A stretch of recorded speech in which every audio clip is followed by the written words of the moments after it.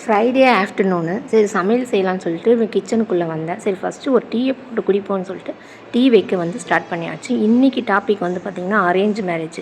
Arrange marriage பண்ண எல்லாருக்குமே நான் பெரிய ஒரு நமஸ்காரத்தை போடுறேன் நான். ஏன்னாக்கா ரொம்ப பெரிய விஷயம் அது. அரேஞ்ச் மேரேஜ்னு சும்மா அந்த டீ குடிக்கிற டைமில் பார்ப்பாங்க, அவ்வளோதான். அது ஓகே சொன்னதுக்கு அப்புறம் தான் பேசியே பழக முடியும். அது பார்த்திங்கன்னா நிச்சயதார்த்தத்துக்கும் கல்யாணத்துக்கும் பார்த்திங்கன்னா 1 மாதம் 2 மாதம் இல்லைனா அதிகபட்சமாக பார்த்திங்கன்னா 3 மாதம் மட்டும்தான் கேப் இருக்கும். அந்த 3 மாதத்தில் அவங்க என்ன புரிஞ்சுக்குவாங்கன்னே தெரியாது. அதுக்கப்புறம் அவங்க கல்யாணத்துக்கு அப்புறம் தான் அவங்க ஃபுல்லாக புரிஞ்சுக்கவே முடியும். அதை எப்படி அட்ஜஸ்ட் பண்ணி வாழ்கிறாங்கன்னே எனக்குமே புரியல.